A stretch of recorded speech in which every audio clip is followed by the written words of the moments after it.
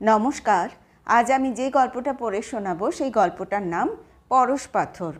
লেখক রাজশেখর বসু ওরফে পরশুরাম।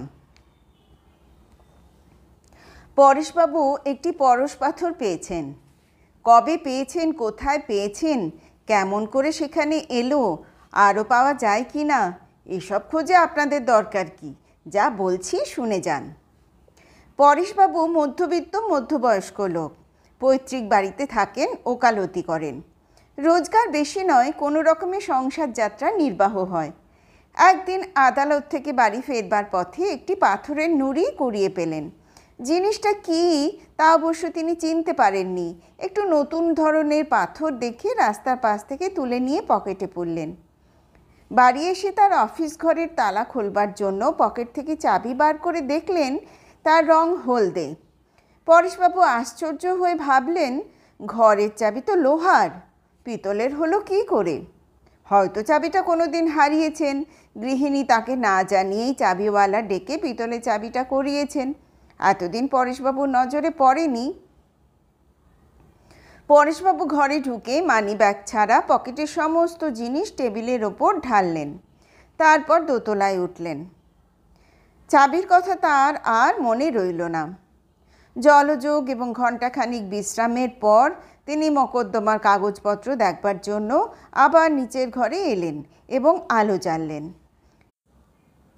প্রথমেই পাথরটি নজরে পড়ল। বেশ গোলগাল চকচকে নুড়ি। কাল সকালে তার ছোট খোকাকে দেবেন, সে গুলি খেলবে। পরেশবাবু তার টেবিলে দেরাজ টেনে পাথরটি রাখলেন। তাতে ছুরি, কাঁচি, পেন্সিল, কাগজ, খাম প্রভৃতি নানা জিনিস আছে। কি আশ্চর্য, ছুরি আর কাঁচি হলদে হয়ে গেল। পরেশবাবু পাথরটি নিয়ে তার কাচের দোয়াতে ঠেকালেন, কিছুই হলো না। তারপর একটা শীষের কাগজ চাপায় ঠেকালেন, হলদে আর প্রায় ডবল ভারী হয়ে গেল। পরেশবাবু কাঁপা গলায় তার চাকরকে ডেকে বললেন, হরিয়া, ওপর থেকে আমার ঘড়িটা চেয়ে নিয়ে আয়। হরিয়া ঘড়ি এনে দিয়ে চলে গেল। নিকেলের সস্তা হাত ঘড়ি, তাতে চামড়ার ফিতে লাগানো। পাথর ছোঁয়ানো মাত্র ঘড়ি আর ফিতের বকলস সোনা হয়ে গেল। সঙ্গে সঙ্গে ঘড়িটা বন্ধও হলো, কারণ স্প্রিংও সোনা হয়ে গেছে, তার আর জোর নেই। পরেশবাবু কিছুক্ষণ হতভম্ব হয়ে রইলেন। ক্রমশ তার জ্ঞান হলো যে তিনি অতি দুর্লভ পরশ পাথর পেয়েছেন, যা ছোঁয়ালে সব ধাতুই সোনা হয়ে যায়। তিনি হাত জোর করে কপালে বারবার ঠেকাতে ঠেকাতে বললেন, জয় মা কালী, এত দয়া কেন মা? হরি, তুমি সত্য, তুমি সত্য। এ কি লীলা খেলছো বাবা? স্বপ্ন দেখছি না তো?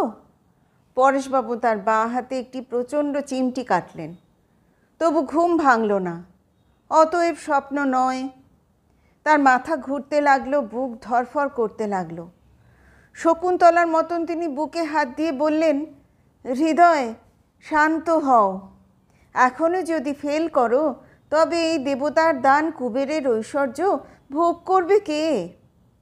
পরেশবাবু শুনেছিলেন এক ভদ্রলোক লটারিতে 4 লাখ টাকা পেয়েছেন শুনে আহ্লাদে এমন লাফ মেরেছিলেন যে কড়িকাঠে লেগে তার মাথা ফেটে গিয়েছিল। পরেশবাবু নিজের মাথা 2 হাত দিয়ে চেপে রাখলেন, পাছে লাফ দিয়ে ফেলেন। অত্যন্ত দুঃখের মতন অত্যন্ত আনন্দও কালক্রমে অভ্যস্ত হয়ে যায়।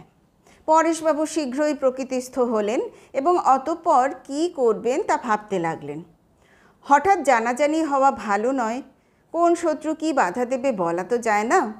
এখন শুধু তার গৃহিণী গিরিবালাকে জানাবেন, কিন্তু মেয়েদের পেটে কথা থাকে না। পরেশবাবু দোতলায় গিয়ে একটু একটু করে সইয়ে পত্নীকে তার মহা সৌভাগ্যের খবর জানালেন এবং 33 কোটি দেবতার দিব্য দিয়ে বললেন, খবরদার যেন জানাজানি না হয়। গৃহিণীকে সাবধান করলেন বটে, কিন্তু পরেশবাবু নিজেই একটু অসামাল হয়ে পড়লেন। শোবার ঘরের একটা লোহার কড়িতে পরশ পাথর ঠেকালেন। কড়িটা সোনা হওয়ার ফলে নরম হলো, জাত বসে গেল। বাড়িতে ঘটি, বাটি, থালা, বালতি যা ছিল সবই সোনা করে ফেললেন। লোকে দেখে আশ্চর্য হয়ে ভাবতে লাগলো, এসব জিনিস গিল্টি করা হলো কেন? ছেলে মেয়ে আত্মীয় বন্ধু নানা রকম প্রশ্ন করতে লাগলো। পরেশবাবু ধমক দিয়ে বললেন, যাও যাও, বিরক্ত করো না। আমি যাই করি না কেন তোমাদের মাথা ব্যথা কিসের? প্রশ্নের ঠেলায় অস্থির হয়ে পরেশবাবু লোকজনের সঙ্গে মেলামেশাই বন্ধ করে দিলেন। মক্কেলরা স্থির করলে যে তার মাথা খারাপ হয়ে গেছে। এরপর পরেশবাবু ধীরে ধীরে অগ্রসর হতে লাগলেন। তাড়াতাড়ি করলে বিপদ হতে পারে। কিছু সোনা বেচে নোট পেয়ে ব্যাংকে জমা দিলেন। কোম্পানির কাগজ আর নানা রকম শেয়ারও কিনলেন। বালিগঞ্জে 20 বিঘা জমির উপর প্রকাণ্ড বাড়ি আর কারখানা করলেন। ইট, সিমেন্ট, লোহা কিছুরই অভাব ছিল না, কারণ কর্তাদের বশ করা তার পক্ষে অতি সহজ। এক জায়গায় রাশি রাশি মরচে পড়া মোটর ভাঙা লোহার টুকরো পড়ে আছে। জিজ্ঞাসা করলেন, কত দর? লোহার মালিক অতি নির্লোভ, বলে, জঞ্জাল তুলে নিয়ে যান বাবু, গাড়ি ভাড়াটা দিতে পারবো না। পরেশবাবু রোজ 10-20 মণ উঠিয়ে আনতে লাগলেন। খাস কামরায় লুকিয়ে পরশ পাথর ছোঁয়ান আর তৎক্ষণাৎ সোনা হয়ে যায়। 10 জন গুর্খা দারোয়ান আর 5টা বুলডগ কারখানার ফটক পাহারা দেয়। বিনা হুকুমে কেউ ঢুকতে পায় না। সোনা তৈরি আর বিক্রি সবচেয়ে সোজা কারবার, কিন্তু রাশি পরিমাণে উৎপাদন করতে গেলে একলা পারা যায় না। পরেশবাবু কাগজে বিজ্ঞাপন দিলেন এবং অনেক দরখাস্ত বাতিল করে সদ্য এমএসসি পাস প্রিয়তোষ হেনরি বিশ্বাসকে 150 টাকায় বহাল করলেন। তার আত্মীয় স্বজন বিশেষ কেউ নেই, সে পরেশবাবুর কারখানাতেই বাস করতে লাগলো। প্রিয়তোষ প্রাতকৃত্য, স্নান, আহার ইত্যাদির জন্য দৈনিক 1 ঘন্টার বেশি সময় নেয় না। 7 ঘন্টা ঘুমোয়, 8 ঘন্টা কারখানার কাজ করে। বাকি 8 ঘন্টা সে তার কলেজের সহপাঠিনী হিন্দোল মজুমদারের উদ্দেশ্যে বড় বড় কবিতা আর প্রেমপত্র লেখে এবং হরদম চা আর সিগারেট খায়। অতি ভালো ছেলে, কারোর সঙ্গে মেশে না, রবিবারে গির্জাতেও যায় না, কোনো বিষয়ে কৌতূহলও নেই, কখনো জানতে চায় না এত সোনা আসে কোথা থেকে। পরেশবাবু মনে করেন তিনি পরশ পাথর ছাড়া আর একটি রত্ন পেয়েছেন, এই প্রিয়তোষ ছোকরা। সে বৈদ্যুতিক হাপড়ে বড় বড় মুচিতে সোনা গলায় আর মোটা মোটা বাট বানায়। পরেশবাবু তা মারোয়ারি সিন্ডিকেটকে বেচেন আর ব্যাংকের খাতায় তার জমা অঙ্কের পর অঙ্ক বাড়তে থাকে। পরেশ গৃহিণীর এখন ঐশ্বর্যের সীমা নেই। গহনা পরে পরে তার সর্বাঙ্গে বেদনা হয়েছে, সোনার উপর ঘেন্না ধরে গেছে। তিনি শুধু 2 হাতে শাঁখা এবং গলায় রুদ্রাক্ষ ধারণ করতে লাগলেন।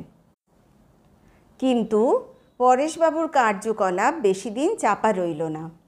বাংলা সরকারের আদেশে পুলিশের লোক পিছনে লাগলো। তারা সহজেই বশে এলো, কারণ রামরাজ্যের রীতিনীতি এখনও তাদের রপ্ত হয়নি। 10-20 ভরি পেয়েই তারা ঠান্ডা হয়ে গেল। বিজ্ঞানীর দল আহার নিদ্রা ত্যাগ করে নানা রকম জল্পনা করতে লাগলেন। যদি তারা 200 বৎসর আগে জন্মাতেন তবে অনায়াসে বুঝে ফেলতেন যে পরেশবাবু পরশ পাথর পেয়েছেন, কিন্তু আধুনিক বিজ্ঞানে পরশ পাথরের স্থান নেই। অগত্যা তারা সিদ্ধান্ত করলেন যে পরেশবাবু কোনো রকমে একটা পরমাণু ভাঙবার যন্ত্র খাড়া করেছেন এবং ভাঙা পরমাণুর টুকরো জুড়ে জুড়ে সোনা তৈরি করছেন, যেমন ছেঁড়া কাপড় থেকে কাঁথা তৈরি হয়। মুশকিল এই যে পরেশবাবুকে চিঠি লিখলে উত্তর পাওয়া যায় না, আর প্রিয়তোষটা ইডিয়ট বললেই হয়। নিতান্ত পিরাপিরি করলে বলে, আমি শুধু সোনা গালাই, কোথা থেকে আসে তা তো জানি না। বিদেশের বিজ্ঞানীরা প্রথমে পরেশবাবুর ব্যাপার গুজব মনে করে উড়িয়ে দিয়েছিলেন, কিন্তু অবশেষে তারাও চঞ্চল হয়ে উঠলেন। বিশেষজ্ঞদের উপদেশে ঘাবড়ে গিয়ে ভারত সরকার স্থির করলেন যে পরেশবাবু ডেঞ্জারাস পারসন, কিন্তু কিছুই করতে পারলেন না, কারণ পরেশবাবু কোনো বেআইনি কাজ করছেন না। তাকে গ্রেফতার এবং তার কারখানা ক্রোক করবার জন্য একটা অর্ডিন্যান্স জারির প্রস্তাবও উঠল, কিন্তু কিছু ক্ষমতাশালী দেশি বিদেশি লোকের আপত্তির জন্য তা হলো না। ব্রিটেন, ফ্রান্স, আমেরিকা, রাশিয়া প্রভৃতি রাষ্ট্রের ভারতস্থ দূতরা পরেশবাবুর উপর কড়া সুনজর রাখেন, তাকে বারবার ডিনারের নিমন্ত্রণ করেন। পরেশবাবু চুপচাপ খেয়ে যান, মাঝে মাঝে ইয়েস নো বললেন, কিন্তু তার পেটের কথা কেউ বার করতে পারে না। শ্যাম্পেন খাইয়েও নয়। বাংলাদেশের কয়েকজন কংগ্রেসি নেতা তাকে উপদেশ দিয়েছেন, রাষ্ট্রের মঙ্গলের জন্য আপনার রহস্য শুধু আমাদের কজনকে জানিয়ে দিন। কয়েকজন কমিউনিস্ট তাকে বলেছেন, খবরদার কারো কথা শুনবেন না মশাই, যা করছেন করে যান, তাতেই জগতের মঙ্গল হবে। আত্মীয়, বন্ধু আর খোসামুদের দল ক্রমেই বাড়ছে। পরেশবাবু তাদের যথাযোগ্য পারিতোষিক দিচ্ছেন, তবু কেউ খুশি হচ্ছে না। শত্রু দল কিংকর্তব্য বিমূঢ় হয়ে চুপ করে আছে। ঐশ্বর্য বৃদ্ধি হলেও পরেশবাবু তার চাল বেশি বাড়াননি। তার গৃহিণীও সেকেলে নারী, টাকা ওড়াবার কায়দা জানেন না। তথাপি পরেশবাবুর নাম এখন ভুবন বিখ্যাত। তিনি নাকি 4টে নিজামকে পুষতে পারেন। তিনি কি খান, কি পরেন, কি বলেন তা ইউরোপ আমেরিকার সংবাদপত্রে বড় বড় হরফে ছাপা হয়। সম্প্রতি দেশ বিদেশ থেকে প্রেমপত্র আসতে আরম্ভ করেছে। সুন্দরীরা নিজে নিজে ছবি পাঠিয়ে আর গুণ বর্ণনা করে লিখছেন, ডিয়ারেস্ট স্যার, আপনার পত্নীটি থাকুন, তাতে আমার আপত্তি নেই। আপনি তো উদার প্রকৃতি হিন্দু, আমাকে শুদ্ধি করে আপনার হারেমে ভর্তি করুন, নয়তো বিষ খাবো। এই রকম চিঠি প্রত্যহ রাশি রাশি আসছে। গিরিবালা ছোঁ মেরে কেড়ে নিচ্ছেন। তিনি একটি মেম সেক্রেটারি রেখেছেন। সে প্রত্যহ চিঠির তর্জমা শোনায় এবং গিরিবালার আগার জবাব লেখে। গিরিবালার আগের বসে অনেক কড়া কথা বলে যান, কিন্তু মেমের বিদ্যা কম, শুধু একটি কথা লেখে, ড্যাম, অর্থাৎ দূর মুখপুরি, গলায় দেবার দড়ি জোটে না তোর। ইউরোপের 10 জন নামজাদা বিজ্ঞানী চিঠি লিখে জানিয়েছেন যে পরেশবাবু যদি সোনার রহস্য প্রকাশ করেন তবে তারা চেষ্টা করবেন যাতে তিনি রসায়ন, পদার্থবিদ্যা আর শান্তি এই 3টি বিষয়ের জন্য নোবেল প্রাইজ একসঙ্গেই পান। এই চিঠিও পরেশ গৃহিণী প্রেমপত্র মনে করে মেমের মারফত জবাব দিয়েছেন, ড্যাম। পরেশবাবু সোনার দর ক্রমেই কমাচ্ছেন। বাজারে 115 টাকা ভরি থেকে 7 টাকা 10 আনায় নেমেছে। ব্রিটিশ সরকার সস্তায় সোনা কিনে আমেরিকার ডলার লোন শোধ করেছেন। আমেরিকা খুব রেগে গেছে, কিন্তু আপত্তি করবার যুক্তি স্থির করতে পারছে না। ভারতের স্টার্লিং ব্যালেন্সও ব্রিটেন কড়াই গণ্ডায় শোধ করতে চেয়েছিল, কিন্তু এদেশের প্রধানমন্ত্রী উত্তর দিয়েছেন, আমরা তোমাদের সোনা ধার দিইনি, ডলারও দিইনি। যুদ্ধের সময় জিনিস সরবরাহ করেছি, সেই দেনা জিনিস দিয়েই তোমাদের শুধতে হবে। অর্থনীতি আর রাজনীতির ধুরন্ধরগণ ভাবনায় অস্থির হয়ে পড়েছেন, কোনো সমাধান খুঁজে পাচ্ছেন না। কোনো পণ্ডিত বলছেন প্ল্যাটিনাম আর রূপো জ্বালাও। অন্য পণ্ডিত বলছেন রেডিয়াম বা ইউরেনিয়ামকে স্ট্যান্ডার্ড করা হোক, কিংবা প্রাচীনকালের মতন বিনিময় প্রথায় লেনদেন চলুক। চার্চিলকে তো আর সামলানোই যাচ্ছে না। তিনি ক্ষেপে গিয়ে বলছেন, আমরা কমনওয়েলথে সর্বনাশ হতে দেব না। ইউএনওর কাছে নালিশ করে সময় নষ্ট করব না। ভারতে আবার ব্রিটিশ শাসন স্থাপিত হোক। আমাদের ফৌজ গিয়ে ওই পরেশটাকে ধরে আনুক, ওকে নজরবন্দি করে রাখা হোক। সেখানে সে যত পারে সোনা তৈরি করুক, কিন্তু সে সোনা এম্পায়ার সোনা, ব্রিটিশ রাষ্ট্রসংঘের সম্পত্তি, আমরাই তার বিলি করব। বার্নার্ড শ বলেছেন, সোনা একটা অকেজো ধাতু, তাতে লাঙল, কাস্তে, কুড়ুল, বয়লার ইঞ্জিন কিছুই হয় না।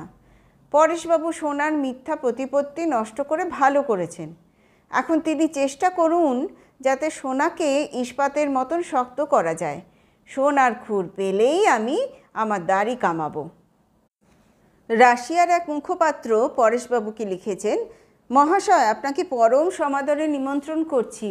আমাদের দেশে এসে বাস করুন, খাসা জায়গা, এখানে সাদায় কালোয় ভেদ নেই, আপনাকে মাথার মণি করে রাখবো। দৈবক্রমে আপনি আশ্চর্য শক্তি পেয়েছেন, কিন্তু মাপ করবেন, আপনার বুদ্ধি তেমন নেই। আপনি সোনা করতেই জানেন, কিন্তু তার সদ্ব্যবহার করতে জানেন না। আমরা আপনাকে শিখিয়ে দেব। যদি আপনার রাজনৈতিক উচ্চাশা থাকে তবে আপনাকে সোভিয়েত রাষ্ট্রমণ্ডলের সভাপতি করা হবে। মস্কো শহরে 100 একর জমির ওপর একটি সুন্দর প্রাসাদ আপনার বাসের জন্য দেব। আর যদি নিরিবিলি চান তবে সাইবেরিয়ায় থাকবেন, একটি আস্ত নগর আপনাকে দেব। চমৎকার দেশ, আপনাদের শাস্ত্রে যার নাম উত্তর কুরু।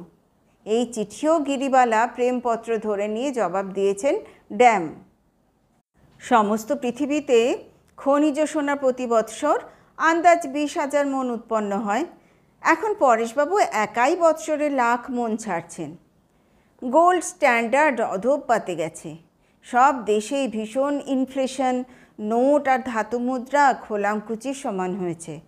মজুরি আর মাইনে বহুগুণ বাড়িয়েও লোকের দুর্দশা ঘুচছে না। জিনিসপত্র অগ্নিমূল্য, চারদিকে হাহাকার পড়ে গেছে। ভিন্ন ভিন্ন দলে 10 জন অনশনব্রতী মৃত্যুপণ করে পরেশবাবুর ফটকের সামনে শুয়ে পড়েছে। মাঝে মাঝে তিনি বেনামা চিঠি পাচ্ছেন, তুমি জগতের শত্রু, তোমাকে খুন করব। পরেশবাবুরও ঐশ্বর্যে অরুচি ধরে গেছে। গিরিবালা কান্নাকাটি আরম্ভ করেছেন। কেবলই বলছেন, যদি শান্তিতেই থাকতে না পারি তবে ধনদৌলত দিয়ে করবোটা কি? সর্বনেশে পাথরটাকে বিদায় করো, সব সোনা গঙ্গায় ফেলে দিয়ে কাশীবাস করবে চলো। পরেশবাবু মনস্থির করে ফেললেন। সকালবেলা প্রিয়তোষকে সোনা তৈরির রহস্য জানিয়ে দিলেন। প্রিয়তোষ নির্বিকার। পরেশবাবু তাকে পরশ পাথরটা দিয়ে বললেন, এটাকে আজই ধ্বংস করে ফেলো, পুড়িয়ে অ্যাসিডে গলিয়ে অথবা অন্য যে কোনো উপায় পারো। প্রিয়তোষ বললে, রাইট। বিকেলবেলা একজন দারোয়ান দৌড়ে এসে পরেশবাবুকে বললে, জলদি আসুন হুজুর, বিশওয়াস সাহেব পাগলা হয়ে গেছেন, আপনাকে ডাকছেন। পরেশবাবু তাড়াতাড়ি গিয়ে দেখলেন প্রিয়তোষ তার শোবার ঘরে খাটিয়ায় শুয়ে কাঁদছে। পরেশবাবু জিজ্ঞাসা করলেন, ব্যাপার কি? প্রিয়তোষ উত্তর দিল, এই চিঠিটা পড়ে দেখুন স্যার। পরেশবাবু পড়লেন, প্রিয়, হে প্রিয়, বিদায়। বাবা রাজি নন, তার নানা রকম আপত্তি। তোমার চাল চুলো নেই, পরের বাড়িতে থাকো, মোটে 150 টাকা মাইনে পাও, তার উপর আবার জাতে খ্রিস্টান, আবার আমার চাইতে বয়সে 1 বৎসরের ছোট। বললেন বিয়ে হতেই পারে না। আরেকটি খবর শোনো, গুঞ্জন ঘোষের নাম শুনেছ? চমৎকার গায়ে, সুন্দর চেহারা, কোঁকড়া চুল, সিভিল সাপ্লাইয়ে 600 টাকা মাইনে পায়।